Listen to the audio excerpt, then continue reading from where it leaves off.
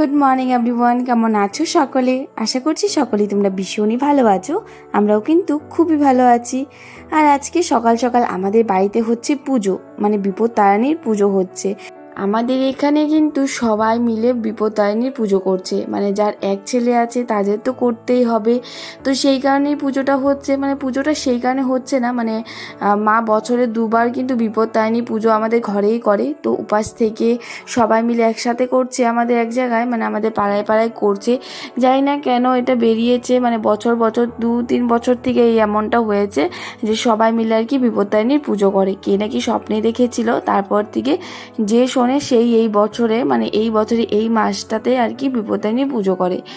যাই হোক, মা আবার বলল যে না আমি ঘরেই করব। তো মা এই যে ঘরে করছে। আর আমাদের যে বাড়ি আছে, তো ওইখানে আমাদের পিসাদের বাড়ির সামনে যে একটু জায়গা আছে যেখানে দুর্গাপূজা হয়, তোমাদেরকে দেখিয়েছিলাম যে পিসার দোকানের সামনে, সেখানে আজকে হচ্ছে বিপত্তারিণী পুজো অনেকটা বড় করে।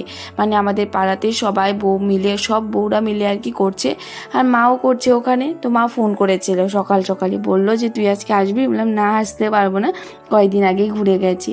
আর আমার না সকালবেলা অনেকটাই তাড়াহুড়ো লাগে। তো আমি সকালে স্নান টান করে ঘরটর মুছে তারপর পুজোটা দিয়েছি, মানে মা পুজোটা দিয়েছিল, তারপর আমিও সাথে সাথে পুজোটা দিলাম, দিয়ে তারপর চলে এসেছিলাম রান্নাঘরে। আর এখানে আজকে মামাকে একটু দেরি হয়ে গেছে ডাক দিতে, তো এখন ওকে ডাক দিচ্ছি।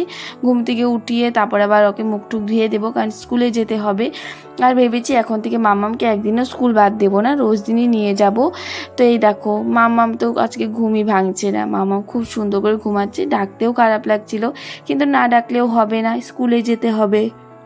কয়েকদিন তো মাম্মাম একটু তাড়াতাড়ি ঘুম থেকে উঠে পড়েছিল, কিন্তু আজকে আবার একটু দেরি হয়ে গেছে, 8টার মতো বেজে গেছে, ও এখনও উঠেইনি ঘুম থেকে।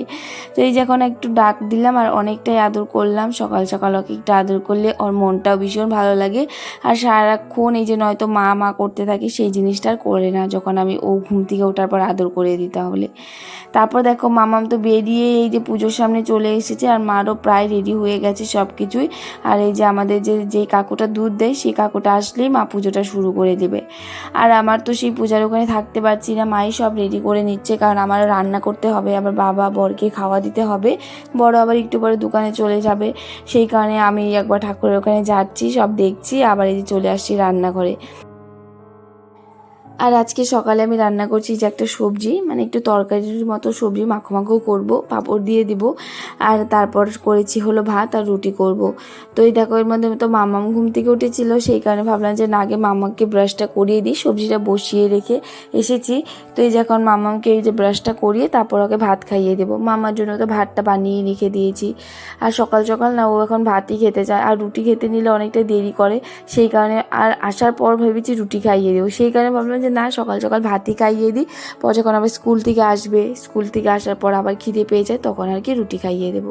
তারপর আমিও ওখানে পুজোর ফুল দিয়ে দিলাম, মানে মার পুজোটা হয়ে গেছে। তো এখানে দেখো মাম্মাম বলছে আমিও পুজো দেবো, তো এই যে এখানে মাম্মাম পুজো দিয়ে নিল, মানে পুজো দিয়ে দেখো কি সুন্দর আবার প্রণামও করছে।